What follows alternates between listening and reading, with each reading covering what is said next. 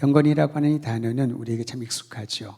그런데 어떤 이들은 경건이란 단어를 떠올리면은 여러 가지 모습이 상기될 겁니다. 하나님 앞에 진실된 모습으로 기도하는 기도의 모습도 떠올릴 수가 있고요. 열정적으로 복음을 전하는 그런 사역, 복음 전도 사역의 모습을 떠올릴 수가 있고, 또 경건 그러면은 많은 경우에 내적인 성숙, 하나님과의 개인적인 관계를 떠올릴 때가 많이 있습니다.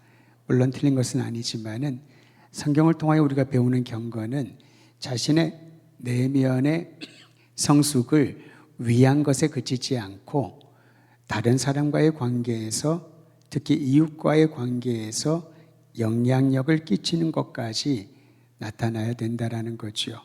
오늘 말씀을 통하여서 예수님이 이 땅에 계셨던 그 시대에 경건한 사람이라고 하면은 뒤치지 않을 정도로 눈에 돋보이는 한 사람을 우리는 보게 될 겁니다. 그런 율법 교사라고 성경을 말합니다. 오늘날 한 율법 교사가 예수님을 만납니다.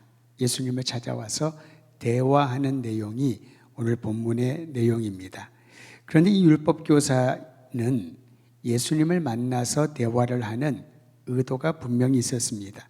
오늘 우리가 읽지 않은 그 말씀 전반부에 보면은 우리 25절인데요. 25절 함께 읽도록 하죠. 시작. 어떤 율법 교사가 일어나 예수를 시험하여 이르되 선생님, 내가 무엇을 하여야 영생을 얻으리까? 그러니까 그저 궁금한 마음으로 예수님을 찾아온 것이 아니었다라는 겁니다. 예수님을 테스트하려고, 예수님을 시험하려고 찾아와서 매우 영적이고 의미 있는 삶에 대한 질문을 합니다. 내가 무엇을 하여야 영생을 얻으리까? 내가 무엇을 해야 구원을 얻을 수 있습니까? 그러한 질문을 하는 거죠. 여러분, 질문 자체는 아주 중요하지 않습니까? 신앙의 가치와 의미 있는 삶에 대한 그러한 고품격적인 질문이라고 할 수가 있습니다. 그런데 의도가 중요하죠. 그는 예수님을 시험하려고 이와 같은 질문을 가지고 나왔던 겁니다. 우리가 신앙생활을 하면서 간혹 하나님을 시험하려고 할 때가 있습니다. 하나님이 나를 얼마나 사랑하시나? 나에게 복을 얼마나 부어주시나? 하나님의 능력은 어느 정도인가? 또는 영생에 대하여 하나님은 나에게 어떤 사인을 보여주시는가?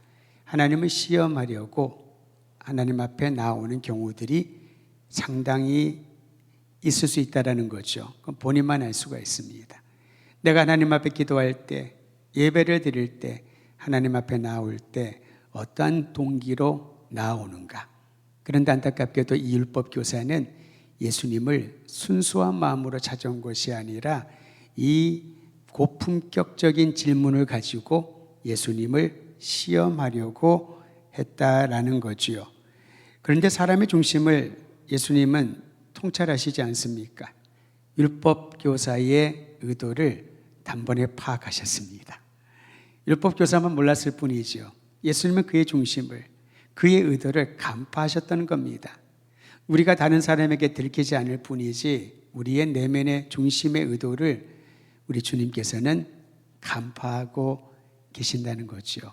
그것을 인지하는 사람, 그것을 의식하는 사람, 그가 바로 하나님의 임재 안에 사는 사람이라고 할 수가 있지요. 겉모습이 중요합니다. 근데 그 겉모습을 보여주는 그 내면, 하나님과의 관계에서의 중심이 잡힌 내면의 신앙이 더욱 중요하다고 할 수가 있습니다. 어쨌든 예수님은 율법학자의 의도를 단번에 파악하시고 율법학자에게 역으로 질문을 하십니다. 내가 무엇을 하여 영생을 하리이까? 첫 번째, 두 번째, 세 번째, 그렇게 강의하지 않으셨습니다. 그의 질문에 대하여 최적의 답변을 주려고 주님은 애쓰지도 않으셨습니다. 오히려 그의 의도를 간파하셨기 때문에 역으로 질문을 하는데 이 율법 교사의 전문 분야를 가지고 질문하십니다. 여러분, 그렇지 않습니까? 내가 잘 모르는 분야에 대해서는 입을 꼭 다물고 있지만은 내가 잘 알고 있는 전문 분야라고 하면은 그저 누가 시키지도 않았는데 1시간, 2시간, 10시간 얘기하더라도 지치지 않고 얘기를 합니다. 어떤 대본이 있는 것도 아닌데 예수님은 그 율법 교사의 전문 분야인 율법에 대한 내용을 가지고 역으로 질문하셨습니다. 26절에 보니 율법에 무엇이라 기록되었으며 너는 어떻게 읽고 있느냐? 다시 말하면 율법에 기록된 것을 당신은 율법 교사니까 잘 알고 있지요? 거기에 대한 내용을 당신은 기억하십니까? 어떻게 보면은 그가 너무나도 잘 알고 있는 부분을 예수님께서 이렇게 지켜주면서 율법에 무엇이라 기록되어 있고 너는 그것을 어떻게 읽느냐라고 역으로 질문했던 겁니다. 예수님을 분명히 시험하려고 찾아왔다가 본인의 전문 분야가 딱 나오니까 이 율법학자는 기다렸다는 듯이 모범 답안을 예수님께 말합니다. 27절입니다. 우리가 읽지 않았던 구절이니까 한 목소리 읽지요. 27절 시작. 대답하여 이르되 힘을 다하며 뜻을 다하여 주 너희 하나님을 사랑하고 또한 내 이웃을 내 자신같이 사랑하라 하였나이다. 여러분, 이 말씀은 어떤 서기관이 예수님께 질문했을 때 율법의 가장 으뜸이 무엇입니까? 주님이 답변하셨던 내용을 그대로 카피한 것처럼 보이지 않습니까? 그러니까 이 율법 교사는 율법의 그 방대한 내용의 핵심을 정확하게 알고 있는 매우 탁월한 사람이었던 거죠. 책을 아무리 많이 읽고 많은 공부를 했다 하더라도 핵심을 뚫지 못하면은 그 사람은 제대로 공부한 거라고 할 수가 없지요. 우리가 보기에는 설렁설렁 공부하는 것처럼 보이는데 어떤 주제나 질문에 대하여 핵심을 딱 꿰뚫고 있다. 그 사람이 영특한 사람이라고 우리는 인정을 하는 것입니다. 성도 여러분, 율법 교사의 답변을 보십시오. 율법에 무엇이라고 기록되어 있는가? 그는 영생에 이르는 길을 모르는 것이 아니었습니다. 영생에 이르는 길은 오직 하나님을 사랑하되 마음을 다하고 뜻을 다하고 힘을 다하고 목숨을 다하여 하나님을 사랑하고 이와 같이 이웃을 자신과처럼 사랑하라는 것. 이것이 바로 율법의 핵심이요, 하나님의 백성이 영원한 생명의 소망을 가질 수 있는 주님의 약속인 것이지요. 율법 교사는 모범 답안을 알고 있었던 것입니다. 그러자 주님께서 그 답변을 듣고 결론으로 이끄십니다. 28절 같이 읽습니다. 시작. 예수께서 이르시되 이를 행하라. 그리하면 살리라. 영생을 이루려면 어떻게 해야 될까요? 뭘 해야 될까요? 질문을 하는데 주님은 역으로 질문을 하면서 율법 교사가 이 질문에 대한 모범 답안을 알고 있는 것을 파악하셨지요. 하나님을 사랑하고 이웃을 사랑하라. 네가 잘 알고 있구나. 정답이다. 그런데 그대로 행해야 된다. 우리가 알고 있는 거 중요하지요. 그런데 알고 있는 대로 행하지 않는다면은 그것은 여전히 하나님이 주시는 약속과는 거리감이 있다라고 할 수가 있습니다. 많은 지식이 필요합니다. 그 지식은 우리를 살찌우게 하고 새로운 길을 보여줄 수 있는 그런 민감성도 주기도 하지요. 그런데 그 말씀대로, 그 진리의 말씀대로 행하지 않는다면은 여전히 내가 영생에 이르는 길이 어딘지는 모르는 것처럼 막연하고 방황할 수 있다라는 겁니다.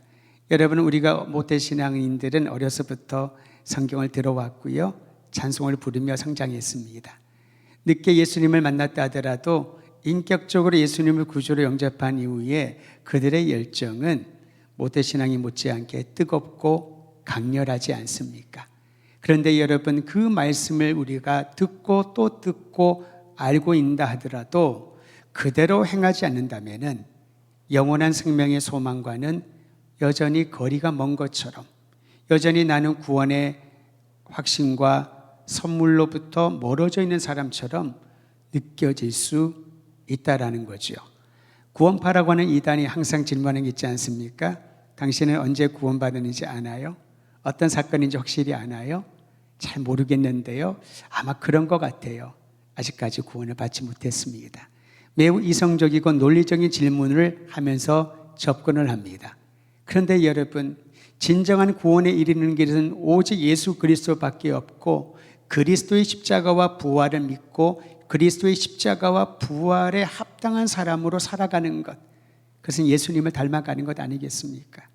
예수님이 보여주신, 예수님이 걸어가신, 예수님이 우리를 위하여 목숨을 내어주신 그 희생의 사랑을 따라 살아가는 것, 그렇게 행하라.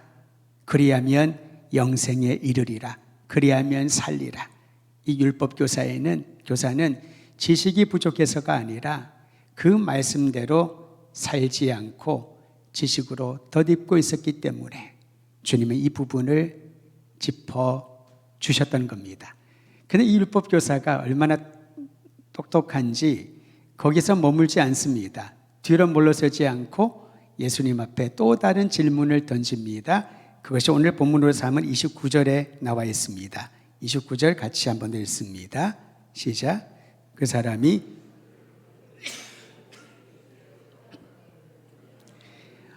이 질문 또한 첫 번째 질문만큼 매우 품격 있는 질문입니다.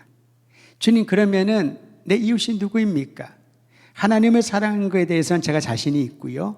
이웃을 내 몸같이 사랑하라. 그렇게 행하면 네가 살리라 말씀하셨는데 나의 이웃이 누구입니까? 라고 굉장히 고품격적인 질문을 던집니다.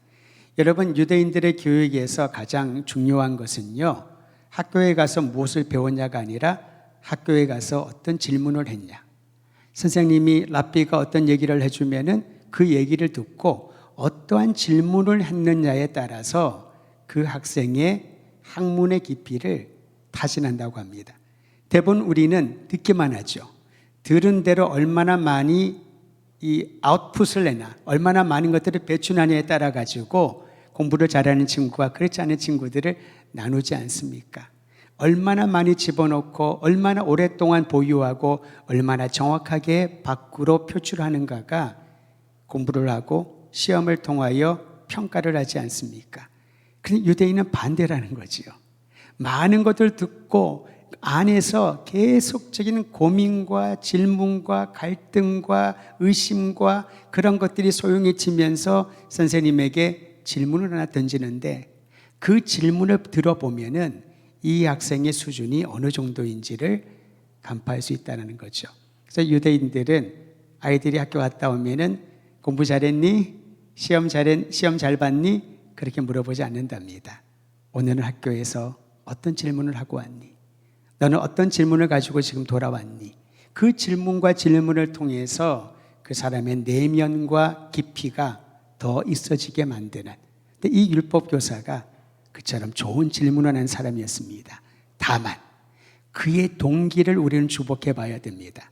선생님, 어떻게 해야 영생을 얻을 수 있습니까? 이 질문의 동기는 예수님을 시험하려고 질문을 했다라고 합니다. 두 번째, 나의 이웃은 누구입니까? 라는 질문은 자기 스스로를 의롭게 옳게 보이려고 그는 예수님께 내 이웃이 누굽니까? 라고 질문했다는 거죠. 여러분, 우리가 겸손한 언어 생활의 훈련을 계속하자고 했는데 서로의 관계에서 질문이 있을 수 있어요. 근데 그 질문을 할 때에 내가 어떤 동기와 어떠한 생각으로 이 질문을 하는지를 정확하게 간파할 수 있어야 됩니다.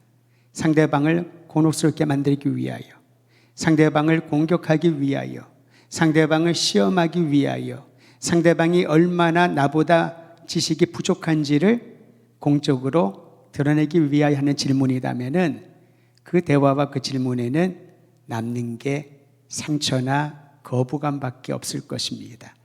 그런데 예수님께서는 자신을 옳게 보이려고 내 이웃은 누굽니까? 라고 질문하는 이 율법교사에게 이번에는 한 가지 이야기를 들려주면서 그의 질문에 대하여 답변하십니다. 그것은요, 한 사마리아인에 대한 강도 맞는 사람의 이야기입니다. 예수님 두 번째 질문에 대한 답변으로 강도들을 만나 모든 소유를 빼앗기고 맞아 거의 죽게 된 사람에 대한 이야기를 말씀하십니다. 여러분 도둑과 강도가 좀 다른 건 아시지요? 강도가 더 무시무시합니다. 물건을 빼앗을 뿐만 아니라 그를 상해하거나 목숨을 앗아갈 정도로 그러한 흉악한 이들을 강도들이라고 말을 합니다.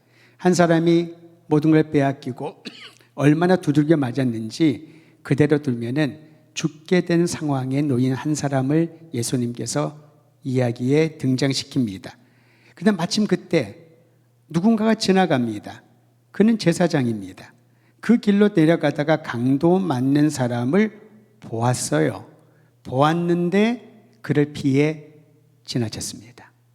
이어서 레위인이 그 길로 내려가다가 강도 만나 거의 죽게 된 사람을 또 보았습니다. 그런데 레위인도 보고 피해서 지나쳤다고 합니다. 여러분 여기에서 제사장이나 레위인이 동일한 행동과 반응을 보입니다. 그들은 보고 피해서 지나쳤습니다. 이 강도 맞는 사람이 있었던 그 지역이 어디냐면은 예루살렘에서 여리고로 내려가는 그러한 길 위에서 이 사고를 당했다라는 것이지요. 그리고 세 번째 사람이 등장을 합니다. 그는 여행 중에 그 길을 지나던 사마리아 사람이었습니다. 지리적으로 사마리아는 북쪽이었고요. 북쪽에 있는 사마리아 사람이 예루살렘에 지나간다는 것은 성경이 말하는 것처럼 그에게는 또 다른 목적지가 있었던 거지요. 여행 중이었던 사마리아 사람. 반면에 제사장과 레위인은 그 가까운 예루살렘 성전에서 하나님께 제물을 드리고 성전을 섬기는 봉사자, 오늘날로 말하면 성직자들이었습니다. 그런데 여러분, 이 여행 중에 있는 사마리아 사람이 어떻게 행동을 했나요? 그곳에 이르러 죽어가는 사람을 제사장이나 레위인처럼 똑같이 보았습니다.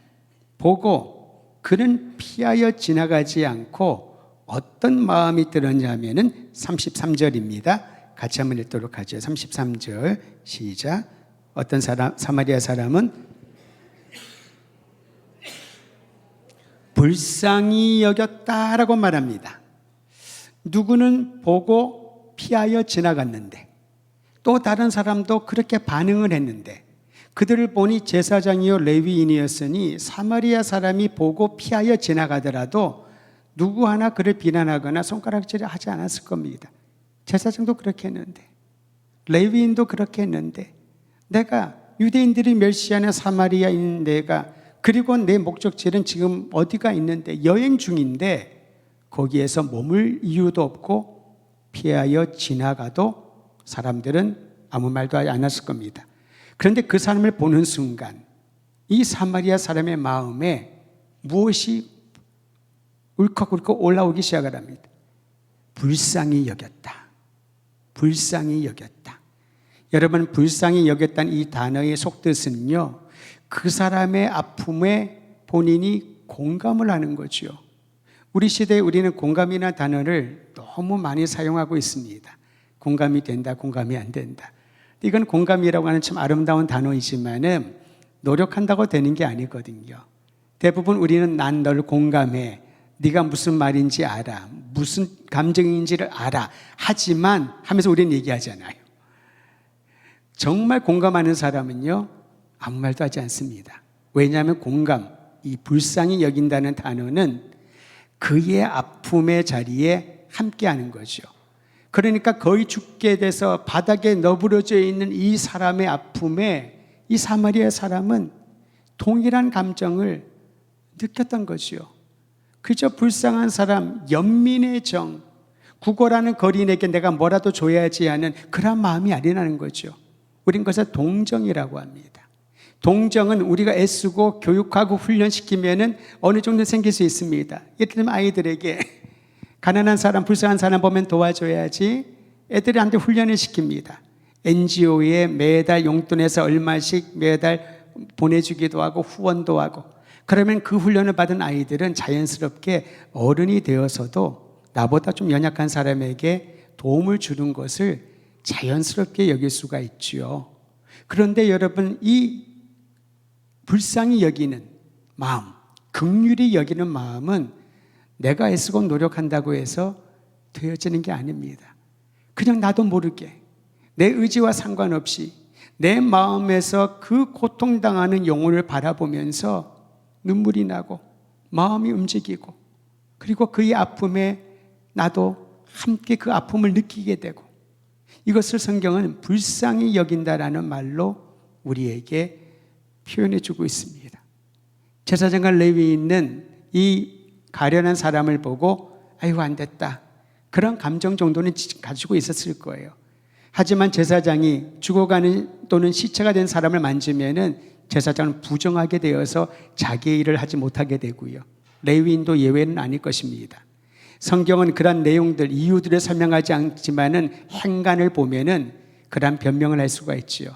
내가 제사를 집례해야 되는데 내가 지금 죽어가는 사람 만지다가 그가 만약에 죽게 되면은 시체를 만지는 순간 율법에 의하면 부정하게 되거든요. 며칠 동안 격리되어 있어야 되는 상황이니 충분한 변명거리, 내가 보고 피했던 이유를 아주 구체하게 설명할 수 있었을 겁니다. 그런데 여러분, 이 사람에게 필요한 것은 무엇이었을까요? 누군가의 도움이 있지 않으면 죽게 되는 이 사람에게는 도움의 손길이 필요했는데 그 도움의 손길의 출발은 불쌍히 여기는 마음이라는 거지요. 예수님이 우리를 향한 마음이 바로 이 긍휼입니다. 긍휼히 여기시는 예수님. 나의 모습, 나의 상황, 나의 성품, 내가 살아온 모든 것들, 나의 고통, 내가 겪고 있는 지금의 현실의 모든 아픔들을 보시고 예수님은 불쌍히 여기시고 긍휼히 여기신다는 겁니다. 우리를 향한 긍휼히 여기시는 주님의 마음이 임할 때에 새롭고 놀라운 일이 일어날 줄 믿으시기를 바랍니다. 고통당한 사람을 불쌍히 여기는 마음으로부터 참되고 선한 행동이 나오게 됩니다. 자신을 옳게 보이려고, 스스로를 의롭게 보이려고 누가 내 이웃입니까? 나는 내 이웃들에게 이 정도의 선행을 베풀었나이다. 이게 아니라는 거지요. 어떤 상황에 그가 누구든지 불쌍히 여기는 마음을 가지고 그를 섬기고 도우려고 하는 마음, 이것이 바로 진정한 경건의 모습임을 우리에게 가르쳐주고 있습니다. 여행 중이었던 사마리아인, 그는 그렇게까지 하지 않아도 아무 비난도 받지 않고 그는 그렇게까지 그 사람을 섬길 책임도 없었습니다. 게다가 이례적인 선행이 아니었습니다. 강도 맞는 사람이 돌아올 때, 강도 맞는 사람이 회복된 때까지 돌보아 주는데요. 이 말씀이 정말 감동입니다. 여러분 34절과 35절 같이 한번 읽도록 할까요? 시작. 가까이 가서 싸매고 자기 짐승에 태워 주막으로 데리고 가서 돌보아 주니라. 그 이튿날 그가 주막 주인에게 데나리온 2를 내어주며 이르되 이 사람을 돌보아 주라. 비용이 더 들면 내가 돌아올 때에 갚으리라 하였으니. 끝까지 책임져 주는 거죠. 그저 내가 가는 길이 바쁜데 불쌍히 여기는 마음이 생겨서 이 사람을 치료해 주고 치료비를 내주고 잠잘 수 있는 그 숙소비를 내준 것으로 끝나지 않았습니다. 그 주인에게 부탁하지 않습니까? 내가 돌아올 때 들리겠다. 비용이 더 들면은 그 비용까지 내가 완불하겠으니 이 사람이 회복될 수 있도록 정성껏 돌보아 주라. 그는 사마리아 사람이었습니다. 율법에 의하면 부정한 이들이요, 혼혈을 된 아이 사람들이 살고 있는 지역이었고 역사적으로도 유대인들과는 접촉하지 못했던 그런 불행한 사람들이었습니다. 오죽하면 유대인들은 북쪽으로 갈 때에 사마리아 지역을 지나지 않으려고 우회를 할 정도로 그 땅을 멸시했던 지역의 출신입니다. 그런데 그 사람이 하나님의 마음, 긍휼히 여기는 마음을 가지고 참으로 아름다운 모습을, 삶을 보여주고 있습니다. 예수님이 이 이야기에서 율법교사에게 질문합니다. 세 사람 중에 누가 강도 만난 사람의 이웃인가? 강도 만난 사람의 이웃이 누구인가? 그러자 율법교사는 또다시 모범답안을 얘기를 합니다. 틀리지를 않습니다. 자비를 베푼 사람이니이다. 저는 여기에서 왜 사마리아 사람이라고 하지 않았을까? 예수님 분명히 얘기를 하셨는데 제사장이 지나가고 레위인이 지나가고 여행 중에 사마리아인이 지나가고 그가 이렇게 행위를 했다 그러는데 이 율법교사의 답은요, 그의 입에서 사마리아라고 하는 단어를 담고 싶지 않았던 거죠. 자비를 베푼 자니이다. 그래서 예수님은 거기에 대한 의미를 크게 부여하지는 않았습니다만은 저는 말씀 묵상을 하면서 왜 사마리아인이라고 하지 않았을까? 우리는 이 비유를 선한 사마리아인의 비유 그렇게 알고 있지 않습니까? 그러나 율법교사의 생각에서는 이 이야기조차 사마리아인이라고 하는 그 지명이나 임명을 입에 붙이고 싶지 않았던 거죠. 여러분, 우리가 그럴 때 있지 않습니까? 참으로 경건하고 하나님을 사모하는 삶을 살고 있다 하더라도 내가 정말 싫어하는 어떤 것, 내가 정말 미워하고 싫어하는 어떤 사람, 내가 정말 싫어하는 어떤 일들 입에 담고 싶지 않잖아요. 다른 말로, 다른 단어로, 다른 표현으로 사용하지 않습니까? 자비를 베푼 사람입니다. 그래, 네가 또 정답을 말했구나. 그리고 주님이 말씀하십니다. 그러면 너도 이와 같이 하라. 사마리아 사람처럼 행하라 라는 거지요. 계산하지 말라는 겁니다. 그 사람이 필요한 모든 것을 주고 끝까지 책임을 져주라. 이게 경건이라는 거지요. 그 사람의 도움이 필요하다면 그 도움이 다할 때까지 최선을 다하여라. 이것이 가서 너도 이와 같이 하라는 예수님의 명령인 줄 믿으시기를 바랍니다. 사실 우리는 이웃 그러면은 지리적으로 가까이 있거나 근거리에 있거나 개인적인 관계가 형성된 사람이죠. 이웃 사촌이라고 하는 말 많이 사용했었잖아요. 요즘은 그 말을 잘 사용하지 않는 것 같습니다. 특히 아파트 안에서는 이웃을 잘 모르는 경우들이 있고, 하지만은 한 지역에 오래 사신 분들은 옆에 누가 살고 그 동네에 누구누구 자녀들까지 다 알고 있지 않습니까? 친형제 자매보다도 더 자주 만나고 더 오랜 시간을 보내는 그들을 우리는 이웃, 그래서 이웃 사촌이라고 말을 합니다. 예수님이 말씀하시죠. 누가 우리의 이웃일까? 공경에 처한 이들을 외면하지 않고 사랑으로 돌보아 주는 이가 그 사람의 이웃이라는 거지요.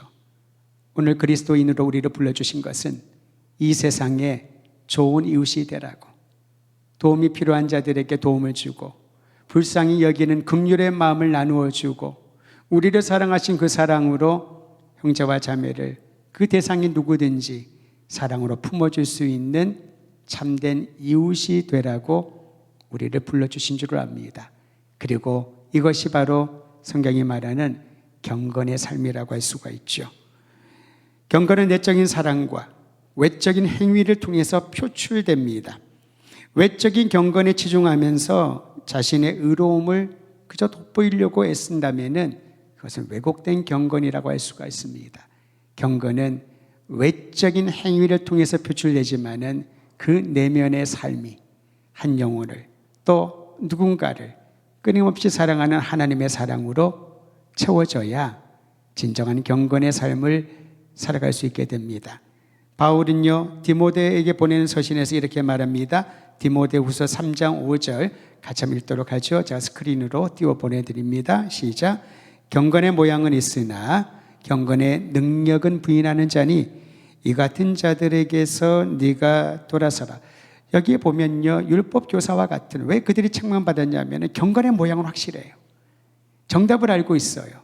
율법에 정통을 해요. 어떤 질문을 하더라도 핵심을 꿰뚫고 있어요. 그런데 경건의 능력이 없다면, 경건의 모양은 있으나 경건의 능력이 없는 자들로부터 돌아서라. 왜 돌아서라고 했을까요? 나도 그렇게 될 거니까. 우리는 보면서 배우지 않습니까? 아, 저렇게도 되겠구나. 제사장처럼 레위인처럼 그냥 보고 지나쳐도 큰 문제는 없는 거구나. 돌아서라는 겁니다. 돌아서서 비록 멸시당하고 함께 식탁의 자리도 앉지 않는 사마리아 출신이었지만은 사마리아 사람이 긍휼히 여겼던 그 사랑의 마음을 보고 가서 너도 그와 같이 하라. 그 마음을 품으라. 이것이 바로 진정한 경건의 삶입니다. 또한 야고보서 보면 이런 말씀이 기록되어 있습니다. 1장 27절 이 말씀도 같이 있습니다. 시작. 하나님 아버지 앞에서 정결하고 더러움이 없는 경건은 곧 고아와 돌보고 또 자기를 지켜 세속에 물들지 아니하는 그것이니라. 고아와 과부는요 1세기에는 누구의 도움이 없이는 살아갈 수 없는 그런 존재를 말합니다. 오늘날은 여러 단어로 표현할 수가 있겠지요. 누군가의 도움과 누구의 돌봄이 없이는, 관심이 없이는 살아갈 수 없는 그러한 이들, 환난 중에 있어도 그들을 돌보고 또 자신을 지켜 세속에 물들지 않게. 세속은 뭘 말합니까? 이득이 없으면 하지 않습니다. 내가 어떤 선한 행위를 하고 명예를 얻거나, 내가 어떤 좋은 일들을 하고 사람들에게 칭송을 받거나, 내가 어떤 대가를 크게는 기대하지 않더라도 조금이라도 나에게 유익으로 돌아왔을 때에 우리는 그 일을 하게 되죠. 이게 세속적인 사고방식입니다. 성경적인 사고방식은 그냥 주는 겁니다. 주는 것이 받는 것보다 복이 있다는 우리 주님의 말씀을 따라서 그냥 흘려보내는 거지요. 내가 흘려보내면, 내가 나누기 시작을 하면은 나도 모르는 사이에 하나님이 내 영혼의 곳간에 채워주시는 것을 경험하는 것. 이것이 바로 성경적인 가치관이라면, 세속적인 가치관은 어떤 경우에 있더라도 손해를 보면은 그 일에 손을 대지 않는 것이 지혜로운 사람이라고 가르칩니다. 반면에 성경은 손해보는 일에 손을 대라고 합니다. 네 목숨을 바쳐서라도 그 일을, 그 자리를 떠나지 말라고 합니다. 우리 힘으로 할 수 있을까요? 하나님이 주시는 경건의 능력이 있어야 가능하지 않겠습니까? 오늘 말씀을 마무리하면서 우리 모든 사랑하는 성도들에게 경건의 능력, 삶을 통하여 나타나는 하나님이 주시는 긍휼히 여기는 마음을 가져서 이 땅에 사는 동안에 한 분 한 분을 통하여 수많은 이웃들이 그리스도의 사랑을 경험하고 그들의 아픔이 치유되고 그들의 고통의 늪에서부터 빠져나오는 놀라운 역사가 있게 되기를 주의 이름으로 축원드립니다.